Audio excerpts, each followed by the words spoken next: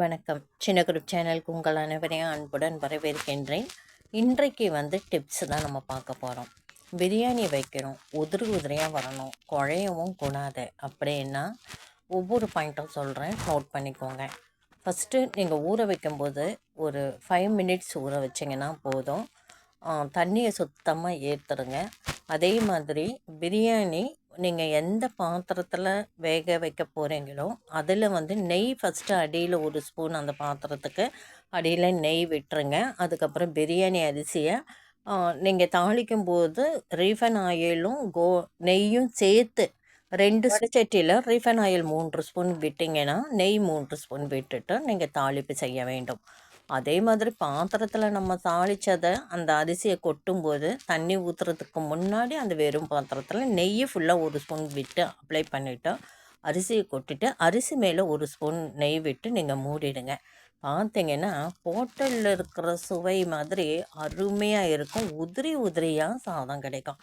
இது நான் ட்ரை பண்ணாங்க 2-3 வாட்டி. பண்ண பிறகு தான் உங்களுக்கு இந்த வீடியோ வெளியிடுறேன். அதே மாதிரி பிரியாணி 2 விதத்தில் செய்யலாம். புதினா, பச்சை மிளகாய், இஞ்சி, பூண்டு, தக்காளி, வெங்காயம் அரைச்சி விட்டு வைக்கலாம். அதே மாதிரி வெங்காயம் நல்லா ஒரு 3 வெங்காயம் வதக்கி அரைச்ச விழுதையும் சேர்த்து நீங்கள் பிரியாணி வச்சிங்கன்னா நல்ல ஒரு மனம் தரும். இஞ்சி பூண்டு விழுதை மட்டும் அரைச்சிட்டு புதினாவை அப்படியே நீங்கள் அரிசி வதக்கும்போது ஒரு கைப்பிடியும் வேக வச்சு தண்ணி மெஷர் பண்ண பிறகு ஒரு கைப்பிடியும் போட்டு நீங்கள் வச்சிங்கன்னா நல்ல ஒரு மனம் தரும். புதினா அரைச்சி வைக்கிற பிரியாணி ஒரு சுவையும், மேலே உதிரியாக நம்ம போடுறோம் இல்லைங்களா இலை, புதினா இலை, அதுக்கும் ஒரு மனம் தரும். இவ்வளோதாங்க விஷயம். அதுக்கேற்ற மாதிரி நீங்கள் NB எடுக்கிறதா இருந்தால் ஈவனாக போடுங்க. 1/2 கிலோ பிரியாணி அரிசி எடுத்திங்கன்னா 1/2 கிலோ நீங்கள் என்ன பொருள் சேர்க்குறீங்களோ அதை சேர்த்துக்கலாம் NB. மஷ்ரூம் பிரியாணியில் நீங்கள் கேரட்டும் மஷ்ரூமும் சேர்த்து வைக்கும்போது கலர்ஃபுல்லாக இருக்கும். அவ்வளோதாங்க, நீங்கள் செஞ்சு பாருங்கள். அதே மாதிரி தேங்காய் பால் ஊற்றி வைக்கிற பிரியாணி ஒரு சுவையை கொடுக்கும். தேங்காய் பால் இல்லாத பிரியாணி ஒரு சுவையை கொடுக்கும். தேங்காய் பால் பாய் வீட்டு பிரியாணி சுவைக்கு காரணம் தேங்காய் பால். இன்னொன்று அரிசிக்கு ஈவனாக அவங்க மட்டன், சிக்கன் அந்த மாதிரி ஆட் பண்ணுறதா.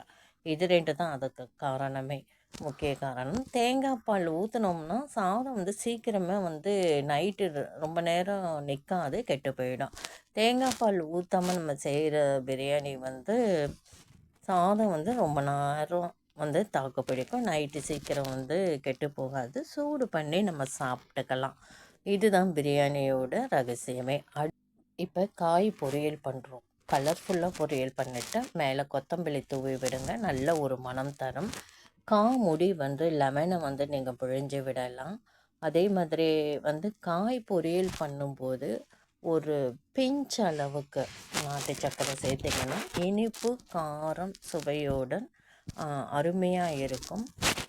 லெமன் இல்லைக்கட்டினா தயிர் 1/2 ஸ்பூன் விட்டு நீங்கள் பொரியலில் சேர்த்துக்கலாம். அடுத்து நம்ம சமையல் ருசிக்கணும், அது நல்ல ஒரு மனம் தரணும் அப்படின்னீங்கன்னா நம்ம வீட்டிலையே அப்போதைக்கு அப்போதான் நீங்கள் சமைக்கும்போது தனியா பொடி வேணும்னா தனியாவை வறுத்துட்டு பொடி செஞ்சுக்கோங்க. அதே மாதிரி மிளகு, சீரகம், வெந்தயம் இதெல்லாம் தேவைப்படும் போது நீங்கள் வறுத்து பொடி செஞ்சிங்கன்னா நம்ம செய்கிற சமையல் நல்ல ஒரு மனம் தரும், ஃப்ரெஷ்ஷாகவும் இருக்கும். நம்ம கடையில் வாங்குகிற தனியா பொடி, மிளகு பொடி, சீரக பொடி, சோம்பு பொடி இதெல்லாம் பார்த்திங்கன்னா கொட்டும்போது மனம் தரும். அதுக்கப்புறம் அது மண் மாதிரி தான் இருக்கும். நீங்கள் அதை முயற்சித்து பாருங்கள். நம்ம என்னடா அப்பப்போ அரைக்கணுன்னா கஷ்டமாக இருக்குது அப்படின்னீங்கன்னா வீட்டிலே நீங்கள் மிளகு, சீரகம், தனியா பொடி, சோம்பெல்லாம் நல்லா வறுத்துட்டு காற்று போகாத பாக்ஸில் கொஞ்சமாக ஒரு 1/2 டப்பா வறுத்து எல்லாத்தையும் கொட்டி வச்சுக்கோங்க ஃப்ரீயாக இருக்கும்போது. அதுக்கப்புறம் தேவைப்படும் போது நீங்கள் வறுத்துக்கோங்க. நம்ம வீட்டிலே வறுத்து எடுத்து வச்சிருக்கிற பொடி நல்ல ஒரு மனம் தரும். நம்ம அரைக்கிற பொடிக்கும் கடையில் வாங்குகிற பொடிக்கும் நல்ல ஒரு வித்தியாசம் இருக்குங்க. நாளாக நாளாக கடையில் வாங்குகிற பொடியோட வாசமே இல்லாமல் போயிடும். நான் என்னோடய சமையலில் நானே வீட்டில் தயாரிக்கிற பொடி வகைகளை தான் நான் சேர்த்து செய்து சமைக்கிறேன். அதனால் சமையல் கண்டிப்பாக ருசியாக தான் இருக்கும்.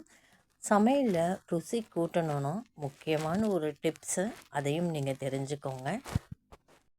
நம்ம எந்த குழம்பு வைக்கிறதா இருந்தாலும் சரி, எந்த கிரேவி செய்கிறதா இருந்தாலும் சரி, ஒரு பிஞ்ச் அளவுக்கு ஒரு 1/4 ஸ்பூனுக்கு நீங்கள் நாட்டு சர்க்கரையோ இல்லை வெல்லமோ சேர்த்து நீங்கள் கடைசியாக இறக்கும்போது சேர்த்து கரைச்சி விட்டுட்டு நீங்கள் வந்து அதை பரிமாறி பாருங்கள். ஒரு லைட்டாக ஒரு இனிப்பு சுவையோடு ரொம்பவே அருமையாக இருக்கும். அடுத்து வந்து ஃபேனு ரொம்ப விலை கொடுத்து வாங்கி போட்டு கூட காற்றே வரலை. இது ரீசார்ஜ் பண்ணுற ஃபேன் ஆகட்டும், சீலிங் ஃபேன் ஆகட்டும், டேபிள் ஃபேன் ஆகட்டும், வாங்கின புதுசில் நல்லா தான் காற்று வந்தது. கொஞ்ச நாள் ஆனதும் அதில் காற்றே வரலை. இதுக்கு சர்வீஸ் பண்ணணும் அப்படின்னு சொல்லிட்டு ஒரு புலம்பல். தேவையே இல்லைங்க. நீங்கள் வந்து ஃபேனை வந்து அந்த ரெக்கையில் இருக்கிற அந்த தூசிகளை வந்து நல்லா தொடச்சி எடுத்துட்டு நீங்கள் ஃபேனை ஆன் பண்ணி பாருங்கள். சூப்பராக காற்று வரும். ரெக்கை வந்து ரொம்ப மெல்லிசானது. அதில் வந்து டஸ்ட்டெல்லாம் அடைஞ்சு எடுத்தோன்னா அதை அப்படியே பிடிச்சிக்கிறோம். அப்போது வந்து வெயிட் ஆகும் அதில் ரெக்கை. அப்போது வந்து நமக்கு எப்படி காற்று வரும்? ஃபேனு சுற்றும், ஆனால் காற்று வராது. இதுதான் ரீசன். நீங்கள் வந்து ஒரு 10 நாளைக்கு ஒரு முறை இல்லை 15 நாளைக்கு ஒரு முறை ஃபேனோட ரெக்கையை நல்லா சுத்தம் பண்ணிவிட்டு நீங்கள் பயன்படுத்துங்க. சூப்பராக காற்று வரும். எதற்கு நம்ம வந்து சர்வீஸ் பண்ணணும் வெளியில் காசை செலவு பண்ணிவிட்டு? அவங்களும் வந்தால் இதை தான் செய்வாங்க. இந்த வீடியோ பதிவை நான் இத்துடன் முடிச்சுக்கிறேன். இந்த வீடியோ பதிவு பிடிச்சிருக்கும் நினைக்கிறேன். பயனுள்ளதாக இருந்தால் லைக் பண்ணுங்கள், ஷேர் பண்ணுங்கள், சப்ஸ்கிரைப் பண்ணுங்கள். அடுத்த ஒரு தகவல், இதை விட சிறப்பான ஒரு தகவலை பார்க்கலாம். நன்றி.